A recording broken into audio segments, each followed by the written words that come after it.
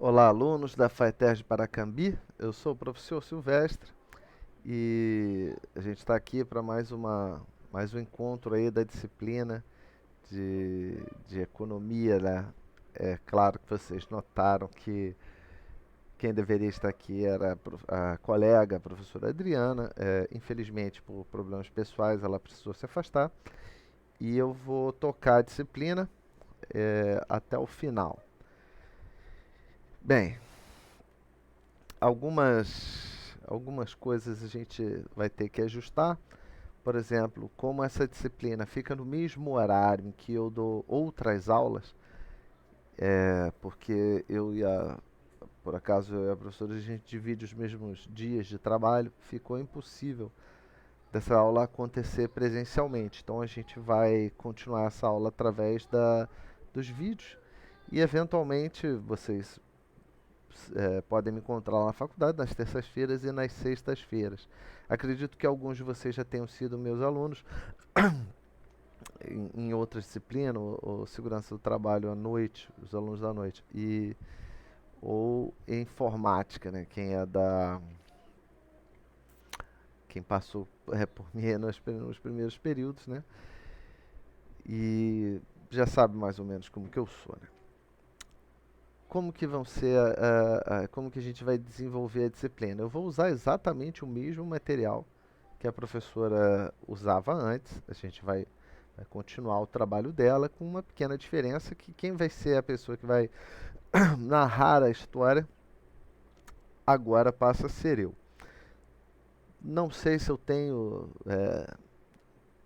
tanto conhecimento quanto a professora Adriana na área de economia, mas eu garanto a vocês que eu tenho conhecimento suficiente para poder ajudar vocês nesse caminho aí da gente utilizar melhor os recursos, né?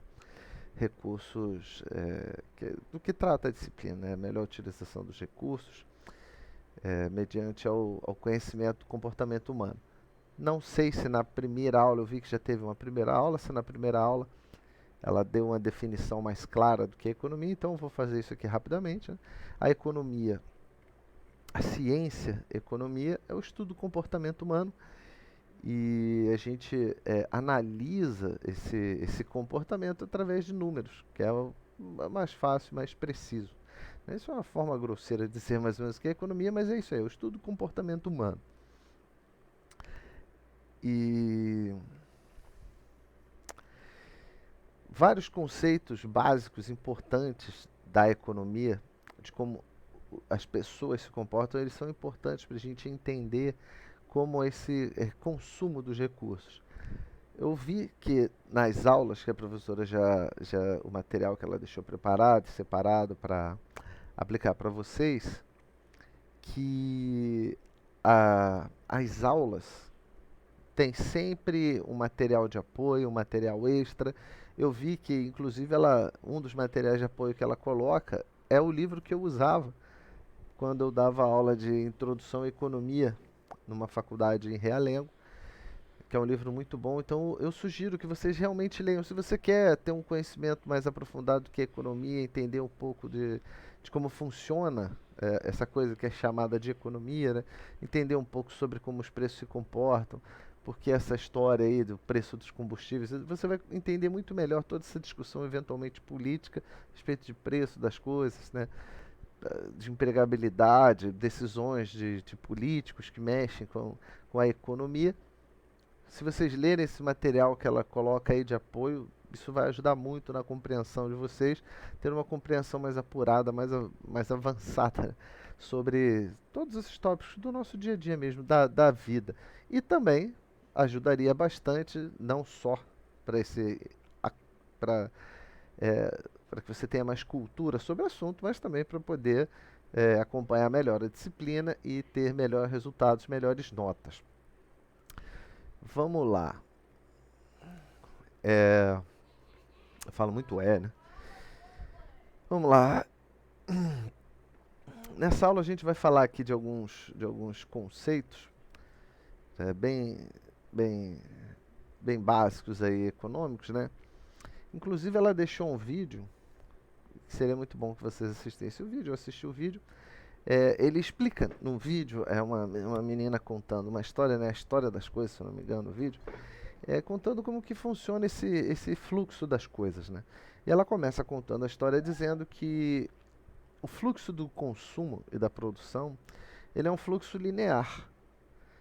Você extrai a coisa, usa pessoas e um meio de produção e isso sai um produto e que depois gera um resíduo.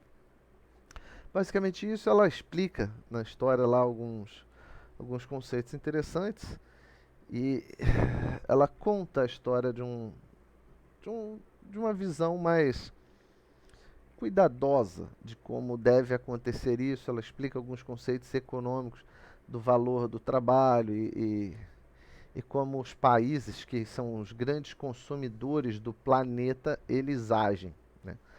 Inclusive ela, ela comenta lá, se eu não me engano, ela é americana, e ela comenta que os Estados Unidos consomem muito mais do que eles do que eles têm capacidade de produção, de extração.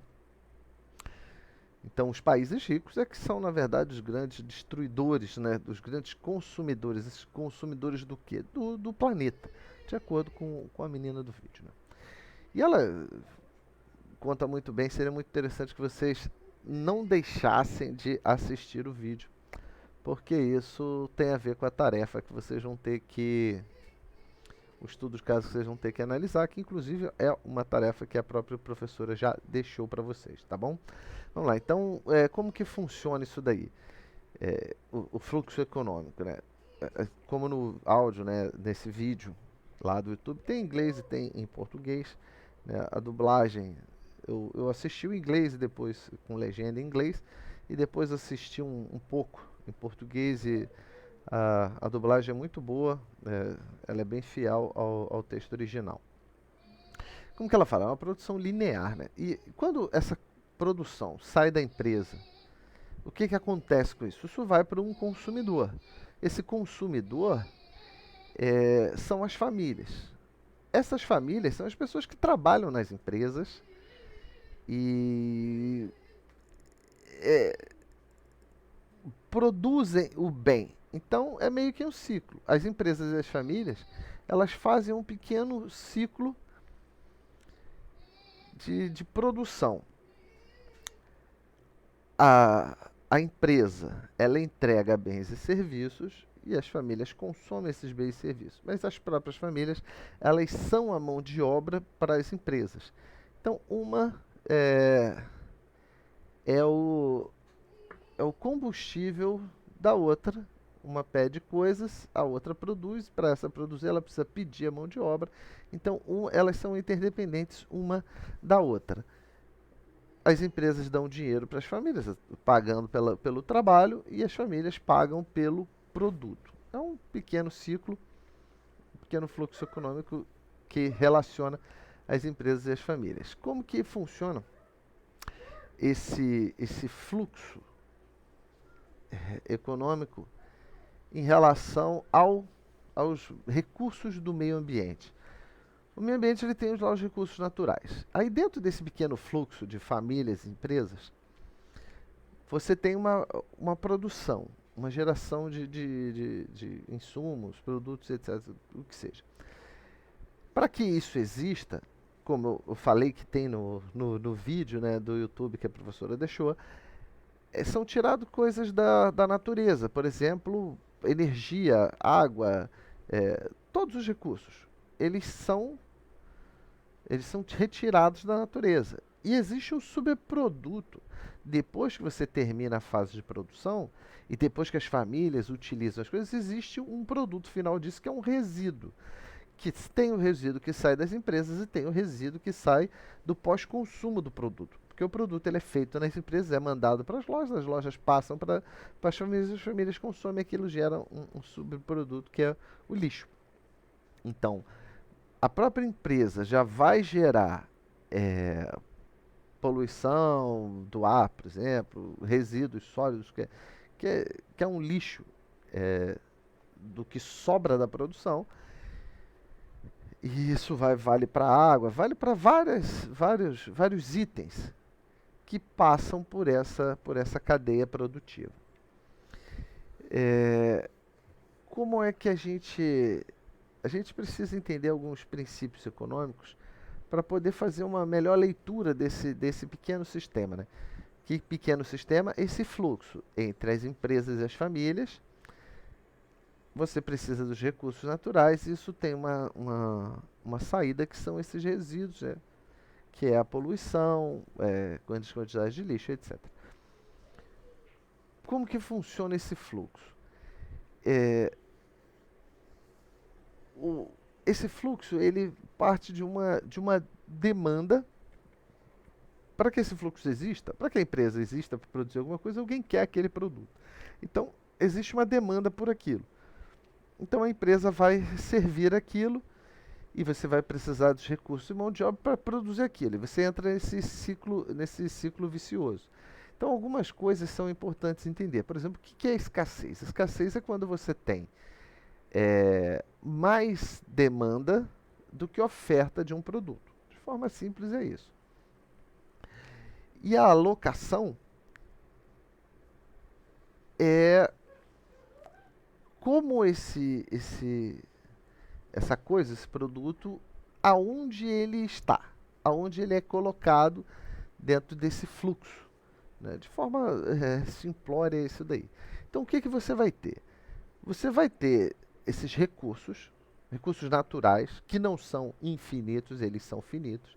Você vai ter pessoas demandando em maior ou menor quantidade esses materiais e você vai ter esses materiais sendo alocados de forma desigual, obviamente, de acordo com o local onde há mais demanda, porque onde há mais demanda, fatalmente o preço será maior, então é melhor enviar esse recurso para lá. E aí, quando você manda mais para esse determinado lugar, falta aqui, aumenta a demanda aqui, você tem essa balança, então vai estar sempre, a alocação do recurso ele vai estar sempre variando. Vamos ver um exemplo disso? A guerra que está acontecendo agora, o Brasil se falou muito do potássio. Por quê? Existe uma grande demanda mundial pelo potássio. Quem é o grande produtor do potássio? A Rússia e a Ucrânia. Esses dois países estão em guerra, diminui a produção, você não consegue fazer o transporte pela questão das sanções, etc. Então, como você tem uma parte do recurso não podendo ser alocado, ele fica preso, parado, você aumenta muito a demanda, provocando a escassez. Então, aonde existe esse recurso, ele vai ser realocado de acordo com questões como, por exemplo, gargalos políticos, por exemplo, os Estados Unidos precisa, o Canadá é um grande parceiro dos Estados Unidos, então eles vão dar prioridade para o seu vizinho, para o seu parceiro comercial, mesmo que o Brasil, por exemplo, ofereça um valor maior a ser pago pelo produto. Mas, de qualquer forma, o Canadá vai cobrar mais desse produto. O Canadá também produz potássio dos Estados Unidos. Então, havendo a escassez, o preço sobe. E você vai realocar esse produto de acordo com características geopolíticas e outras coisas. Mas, ignorando a geopolítica, ele vai ser alocado de acordo com a percepção de valor. Na verdade, quem oferecer mais por aquele produto. Em geral, as pessoas elas têm como que elas consomem os produtos, né? Na economia, o princípio é que a pessoa ela sempre vai agir de forma racional para maximizar a utilidade, né? Um termo que a gente vai ver daqui, eu já vou falar sobre o que é a utilidade, para maximizar a sua utilidade. Então, se a pessoa ela tem esse comportamento, e a economia parte desse princípio, fica fácil você prever qual vai ser o comportamento. Por isso que, eventualmente, você vê, acontece alguma coisa, E você vê alguns analistas fazendo grandes análises mirabolantes, e daqui a pouco vem lá um outro analista e fala, ó, vai acontecer nada disso, vai acontecer tal coisa. Tem 8 pessoas falando uma coisa e um sozinho falando outra. E acontece a coisa que esse um sozinho falou. Por quê? Os outros 8, o que, que eles tinham de diferente desse? Era uma pessoa que simplesmente seguia fez a sua análise fazer um olhar simples de princípios econômicos, enquanto que os outros ficavam pensando em coisas mirabolantes do que poderia acontecer, etc. A gente tem vários casos desses, por exemplo. Agora, no pós-pandemia, de como a economia vai andar ou não vai andar, a gente vê muito isso acontecendo. Como que essa alocação ela acontece também depende de qual é o tipo de produto, né? Não, não é sempre que vai se comportar do mesmo jeito essa alocação. O potássio é, por exemplo, um produto insubstituível. Não tem um substituto para o potássio. Ele é único. Então você tem que usar ele. Existem outras coisas que são substituíveis. Então, dependendo do que está sendo negociado e sendo demandado, é, essa como funciona essa alocação do recurso, ela varia, né? Alguns recursos eles são únicos, alguns estão entrando numa escassez sem retorno. Então tem vários motivos pelo qual varia como essa alocação dos recursos vai acontecer. Em geral, o recurso, de forma clássica, ele vai ser alocado em maior quantidade aonde houver a maior demanda. Porque quanto maior a demanda, maior será o valor que será pago, maior será o preço pago, que aumentará a percepção de valor, então o preço pago será maior.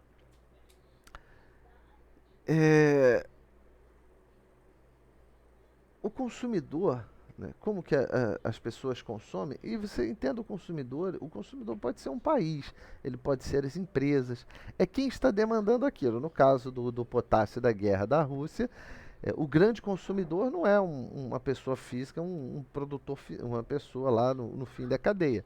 Esse consumidor é o próprio país. Interessa ao país fazer essa negociação. Os grandes produtores rurais da agroindústria brasileira, eles são os grandes compradores desse produto. Mas ele também é comprado por, por, por pessoas que fazem cultura familiar. Então, o valor que é dado para um produto, ele depende do quanto o consumidor quer aquilo. Então, o consumidor ele sempre vai pensar no produto e o quanto ele quer aquilo da forma, como eu expliquei anteriormente, da forma mais racional, em que ele vai maximizar o uso daquilo. Em geral é assim. Em geral, uma pessoa que, por exemplo, usa um carro para trabalhar, para fazer qualquer coisa, ele costuma avaliar o quanto ele consome de combustível usando o carro. Então, quando ele vai fazer as viagens, ele mantém o carro naquela melhor utilização.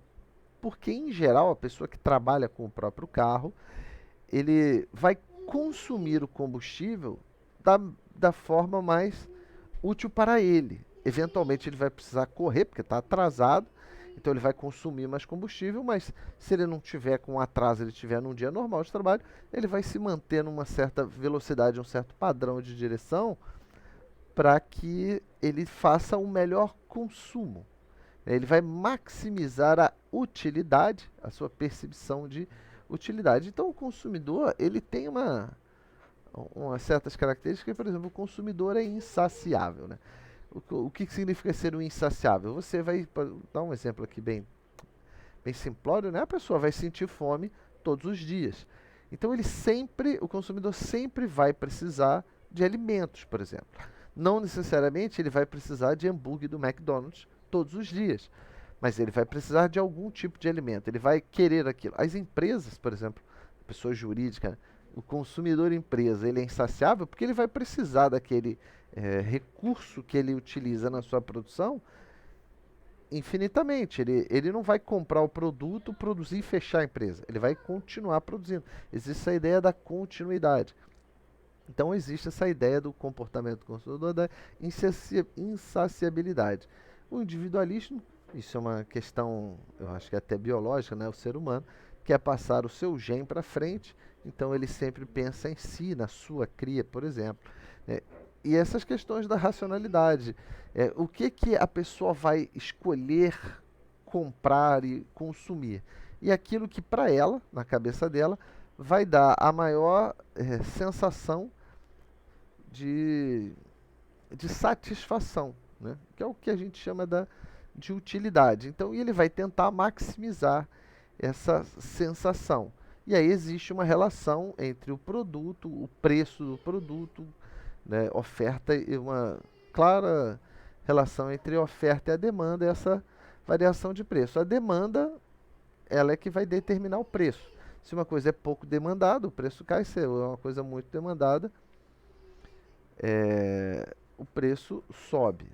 Um exemplo disso, bem claro, que está acontecendo agora é a questão do petróleo. O maior produtor de petróleo do mundo, desculpa, a Rússia, está em uma guerra.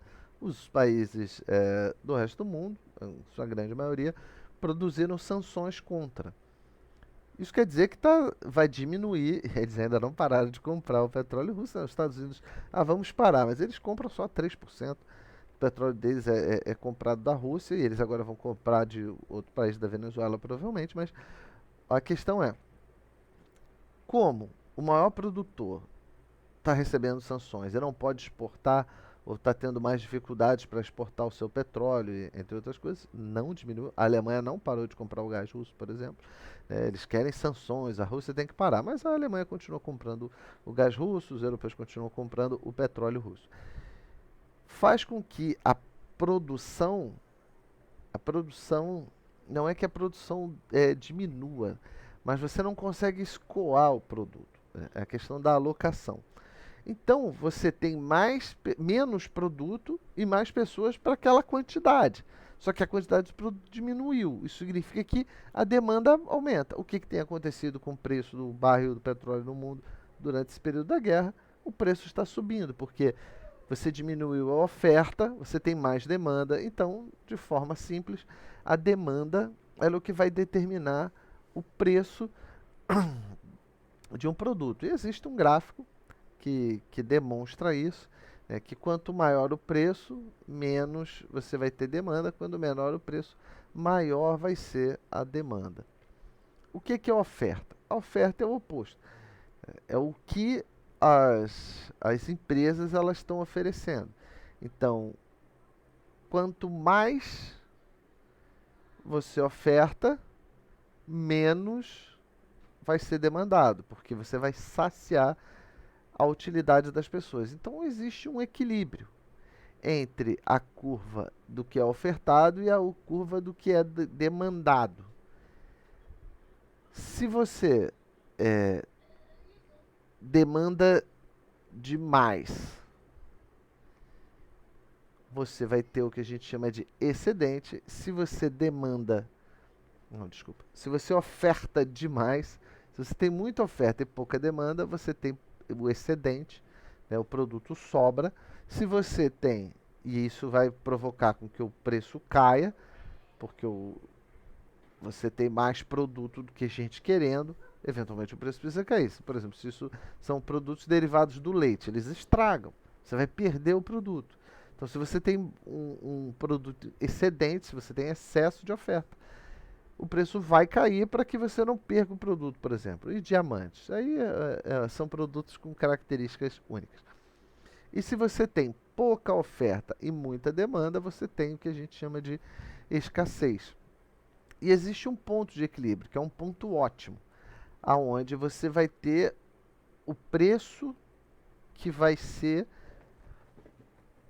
o preço que vai atender tão bem a oferta quanto atenderá tão bem a utilidade e a demanda do consumidor.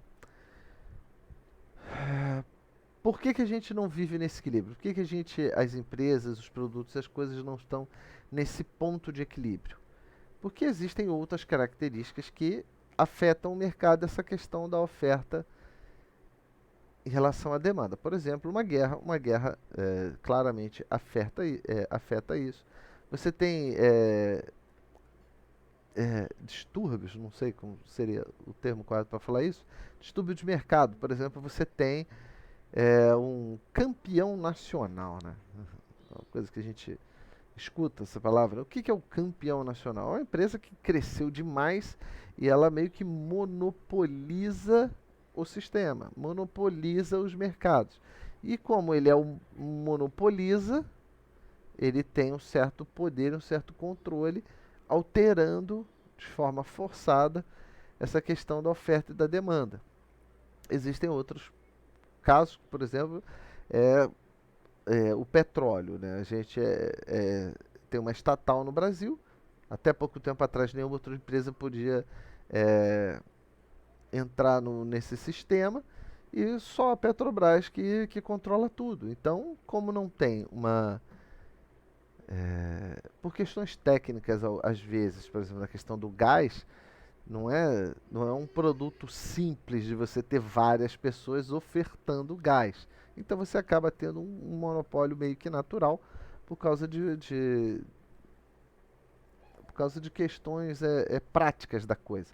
Só uma pessoa vai extrair o gás. Você não consegue ter vários pontos de extração de gás como pessoas que produzem máscaras de pano para vender por causa da pandemia. Existem eventos externos, como por exemplo a guerra, e existem também os fatores de mercado que são as empresas públicas. Quando uma empresa pública que oferece o serviço, fatalmente, pelo menos no Brasil até pouco tempo atrás, os Correios deram prejuízo nos últimos 15 anos. Os Correios só pararam de dar prejuízo agora no governo atual. Por quê? Que um monopolista público dava prejuízo. Então, a gente tem esses desvios, porque que os mercados não funcionam direito, é por causa dessas questões, né? Eu falei que eventualmente uma guerra ela pode ser nociva em alguns aspectos, como por exemplo deixar uma coisa mais cara, alterar a oferta e a demanda de certos produtos, mas eventualmente essas ações externas que provocam essas alterações de alocação dos recursos, elas podem ser negativas ou positivas, depende do que está acontecendo. A gente tem, por exemplo, uma variação no preço do dólar. Isso é uma externalidade, isso é um fator externo que afeta, e isso é bom para uma parte da economia, é ruim para outra parte. Por exemplo, o trigo, que a gente também compra lá da Rússia e da Ucrânia. Se o dólar tá alto, a gente paga mais caro no trigo. Se o dólar está baixo, a gente paga mais barato pelo trigo. Então, os produtos que a gente usa trigo, o pãozinho, por exemplo, macarrão, vai ficar mais barato. Se o dólar está baixo. Mas se o dólar está baixo, a gente que vende soja lá para fora, a gente vai receber menos dólares lá de fora. A gente vai arrecadar menos dinheiro. Porque se eu vendo a soja a 5 dólares, 5 dólares com dólar baixo, eu vou receber menos dinheiro quando transformar isso em reais. Então, existe essas externalidades, existem umas que vão ser positivas, existem outras que vão ser negativas. E como eu citei, por exemplo, quando estava falando aí, eu citei que alguns bens são diferentes, como por exemplo o diamante, né? Alguns bens eles têm questões bem atípicas na questão de consumo, como por exemplo o sal. Ninguém vai comprar mais sal porque o sal ficou barato. Sal ele tem uma demanda, acho que é assim que se fala, né? Uma demanda inelástica. Ele não vai variar. Ninguém vai comer mais sal porque o sal ficou mais barato. Ninguém vai botar mais sal na comida. A gente põe uma certa quantidade de sal na comida que é a proporção boa. Ninguém vai usar mais sal, mas a gente tem produtos que são concorrentes. E às vezes é o mesmo tipo de produto, né? Você tem marcas concorrentes, mas eventualmente você tem produtos diferentes que concorrem, como por exemplo sucos e refrigerantes. Né? Os sucos e os refrigerantes eles concorrem pelo, eh, pelo consumo, eles não são bens que se complementam. Ou a pessoa bebe suco, ele bebe refrigerante. Então,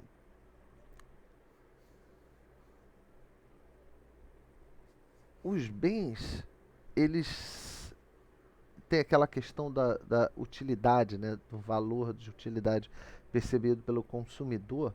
Os bens, eles,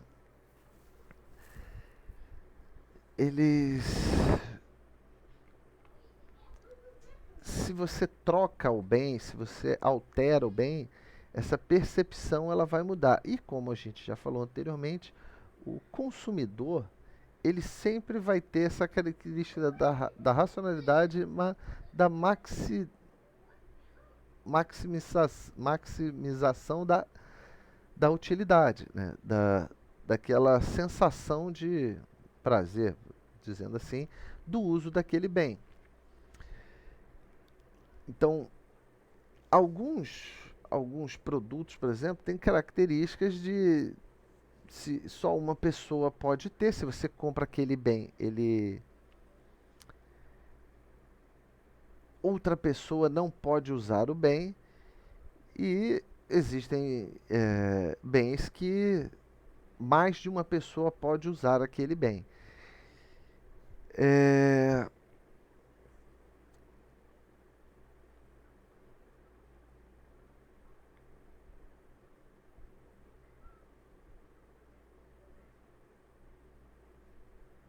É, desculpa, estava. É, dependendo da característica do bem, por exemplo, se ele é um bem público, se ele é um recurso comum, se ele é um produto privado e se ele, por exemplo, é do meio ambiente, isso vai alterar qual é a percepção e como você pode, a percepção do consumidor sobre aquilo, né? E como você pode utilizar aquilo. Um, um exemplo dessa relação de, da percepção do bem, do uso do bem e do consumo, tanto das pessoas como da empresa, é que se você tem um produto e ele é muito valioso, o- as pessoas é, vão, vão alocar esse recurso de acordo com a, é, não o quão necessário é e não e como as pessoas vão utilizar aquele produto. Esse produto vai ser alocado por outras características. Por exemplo, a água. A água é um produto de muito valor ou pouco valor. Ele é um produto muito valioso, né? Sem água nós vamos morrer, mas ele é um produto barato, ele é um produto caro. Ele é um produto muito barato, porque você tem muita oferta desse produto. Pelo menos aqui no Brasil, né? É, lá na, mas mesmo nos países que você tem escassez desse produto, ele não é um produto caro. Já o diamante, que é um produto que não tem uma utilidade, ele é um produto supérfluo, você encontra ele, por exemplo, bastante na África. E aonde que são alocados esses produtos? Tem pessoas que querem comprar esse produto na África? Tem. Tem pessoas que têm dinheiro para comprar esse produto na África? Tem. Mas esse produto, por algum motivo, em sua grande maioria, acaba indo para a Europa e Estados Unidos. Por quê? Porque existe uma relação entre o consumo e a produção. Aonde estão as pessoas interessadas na produção e aonde essa produção, onde existe mais tecnologia para desenvolver e melhorar essa produção. Por exemplo, o minério de ferro. O Brasil produz muito minério de ferro, mas a gente vende grande parte do nosso minério de ferro, porque a transformação do produto minério de ferro, ela vai ser melhor processada, se bem que a gente produz um aço muito bom, pelos alemães e os japoneses, por exemplo, que fazem o melhor aço do mundo. Então, existem vários tipos de bem, existe várias necessidades, existem vários meios de produção e, de forma geral, todos esses agentes, eles vão gerar padrões de consumo. Como eu falei no início, no vídeo que a professora colocou para a gente aí no YouTube, contando como as coisas são produzidas, existe uma cadeia linear. No fim do vídeo, ela acaba concluindo que a gente precisa transformar isso numa cadeia circular, que o recurso natural, ele ao fim do processo, ele volta para a natureza. E você fica num ciclo, e não naquela linear que você tira, é, exaure a natureza e no fim você gera um resíduo que é o lixo. E é ruim. E como que essas coisas elas vão sendo determinadas pelo sistema, pelo mercado, tem a ver com como as pessoas entendem e interpretam o consumo. Hoje a gente vê muitas pessoas que vão no supermercado e compram produtos orgânicos. Por que a pessoa compra um produto orgânico? Ah, porque ele não tem agrotóxicos. Então, se não tem agrotóxicos, ele está ferindo, vamos dizer que está ferindo menos a natureza, né, o meio ambiente. Se você não fere o meio ambiente, você não está naquela produção linear do vídeo, né, que eu espero que você assista, que você tem um resíduo ruim. Final, se você tem um produto orgânico, você não está gerando é, essa... qual é a palavra correta? Você não está prejudicando o meio da onde saiu aquele produto. Então, os produtos orgânicos eles têm essa aparência dessa cadeia circular. É claro que a gente precisa analisar isso com mais cuidado. Por exemplo, energia. A energia é um desses recursos que a gente precisa. Como que a gente produz energia no mundo, né? Energia, falando num bem, né? Energia é um bem substituível. Tem como a gente substituir a energia? Não. Quem produz a energia? Ele é um bem público? Ele é um bem privado? Quem é que produz a energia? Tem várias formas de produzir energia. E hoje se fala muito de energia limpa. O que é energia limpa, né? Teoricamente, é essa energia que não é linear, que você gera energia sem prejudicar o meio ambiente da onde esse recurso é tirado. A gente tem, por exemplo, o costume de dizer que as hidrelétricas, né, elas são energia limpa. Claro que para você produzir energia em uma hidrelétrica, você precisa acumular uma grande quantidade de água, isso não pode ser em qualquer lugar. E onde você acumula essa água, você acaba matando a vegetação, expulsando os animais daquela microrregião. Mas vai até aí o quanto ela causa esse problema ambiental, vamos chamar assim. É diferente, por exemplo, de você queimar o carvão. Quando você queima carvão para gerar energia, você produz uma grande quantidade de poluição no ar. E você, nessa produção, você não, no fim da cadeia, você não vai limpar o ar que você poluiu. Então, é uma energia suja. Um outro exemplo que a gente tem que olhar com mais cuidado de energia limpa é, por exemplo, a energia solar. Disse que a energia solar é uma energia limpa, não é? Sim, mas essas placas solares, elas são eternas? Eventualmente você usa baterias para acumular. Essas baterias são eternas? Não. Elas têm uma vida útil. Se recicla esses produtos são reciclados, eles são recicláveis, eles são reutilizados. Se vocês derem uma pesquisada rápida no Google, você vai ver que já tem toneladas e quilômetros já desses lixos produzidos por uma dita energia limpa, né? O quão limpa é realmente essa energia? A gente precisa olhar com cuidado para entender. Quando vocês virem os vídeos de como as coisas são produzidas, vocês vão entender essa ideia de o planeta ele tem uma quantidade limitada de recursos. Países como os Estados Unidos, eles consomem 30% de todo o recurso que o mundo produz. Isso é um problema grave disso que a gente falou aqui da alocação de recursos. Os recursos estão indo para lá. Mas para que os recursos possam estar lá, essa relação da produção, da oferta e da demanda vai provocar com que aqui no país que a gente consome muito menos, o Brasil é um país que, comparado aos Estados Unidos, destrói absurdamente menos nessa questão de consumo de recurso o planeta. Então, para que a gente não destrua tanto o planeta, a gente tem uma relação de consumo bem. Não é que é melhor que a dos americanos, ela é inferior em quantidade, em necessidade.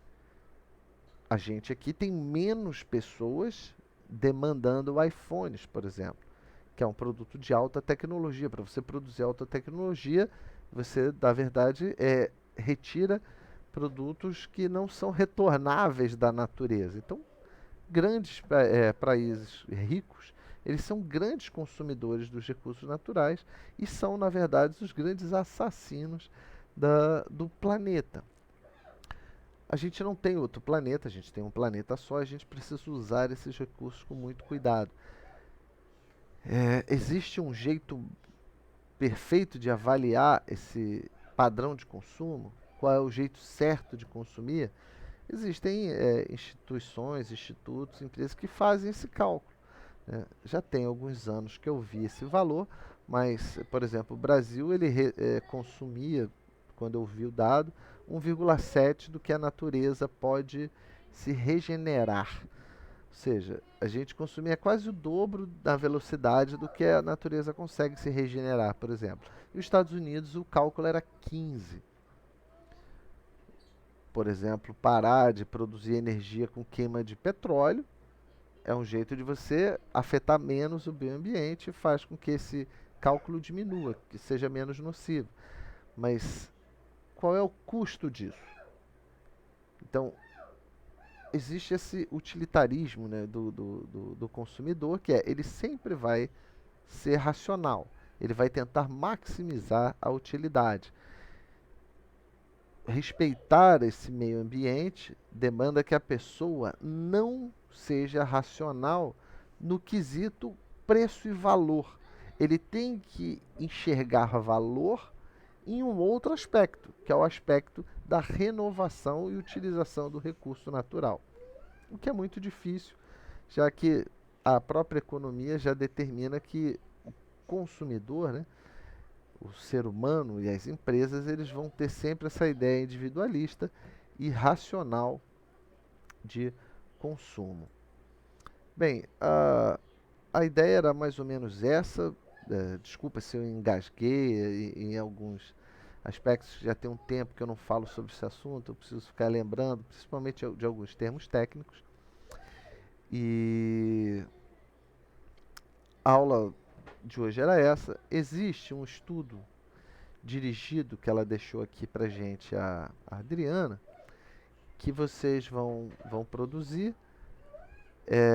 A informação lá no estudo dirigido, ela está diferente do que eu vou falar agora, tá? Então vocês têm que fazer uma quantidade de páginas que eu estou passando. Independente do que esteja escrito lá, você vai produzir a quantidade que eu estou falando aqui. Isso é muito relevante. Se você não produzir a quantidade de páginas que eu passei no vídeo, isso vai fazer com que a sua avaliação tenha uma nota ruim. Então, muito cuidado com isso. Tá? Se eu não me engano, deixa eu abrir aqui o arquivo dela. Está aqui o estudo dirigido, ela passa 2 textos e faz uma pergunta, né? Leiam os textos, assistam o vídeo, leiam os textos e respondam. Só que aqui ela pede que você faça o texto de no máximo uma página. Não, é no mínimo 2 páginas. Então essa regra é muito importante. No mínimo 2 páginas para você responder essa pergunta. Lembrem-se de que precisa de embasamento. Então você precisa usar textos e informações que te dêem um embasamento. Precisam citar essas fontes e não podem se esquecer de colocar lá a referência da onde vocês tiraram a fonte para emitir a sua opinião. Tá ok? Então esse vai ser o estudo dirigido. Lembrem-se, você precisa produzir no mínimo 2 laudas, tá? De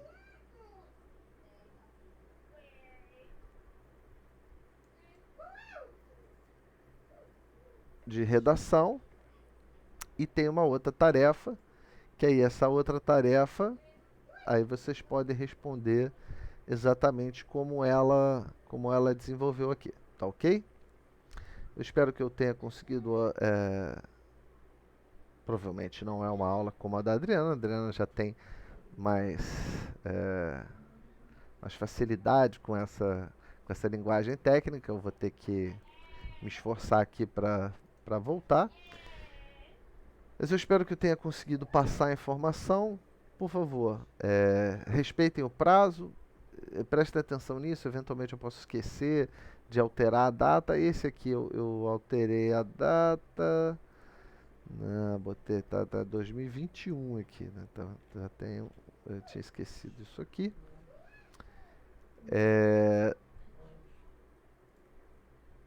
Não deixem de fazer as atividades, assistam o vídeo. Lembrando que o vídeo, ele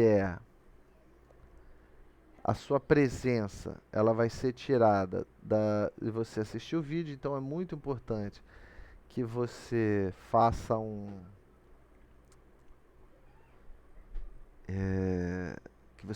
comentário no vídeo. Fala qualquer coisa lá no vídeo de oi, como vai, etc. Bom dia, professor, o presente. Faça um comentário no vídeo para eu poder dar a sua presença.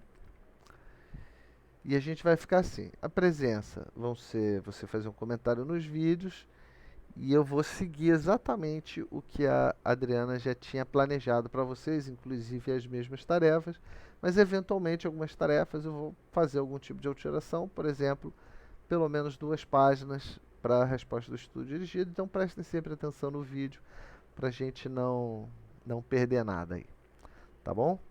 Eu espero que eu tenha conseguido ajudar. Desculpa qualquer engasgada aí que na hora de passar a informação. E qualquer dúvida, me procurem lá na faculdade, tá? Eu costumo falar com os alunos pelo WhatsApp, então eu vou deixar o meu WhatsApp lá, uma mensagem no mural. Se você precisar falar comigo, você pode me mandar uma mensagem no WhatsApp. Tem o meu e-mail institucional, acho que é só digitar lá Silvestre que ele vai completar para vocês, né? Quem usa o e-mail institucional. E, além de falar do WhatsApp, o e-mail institucional, você pode me mandar também, pode me procurar lá na faculdade. Todas as terças e sextas-feiras eu fico lá o dia inteiro, desde a parte da manhã. É claro que durante a parte da manhã eu estou dando aula, não vou poder atender vocês, mas depois do almoço ali, ou eventualmente entre uma aula e outra, eu posso tirar qualquer dúvida e falar com vocês, tá ok? Obrigado por assistirem a aula e a gente se vê na próxima aí. Tchau.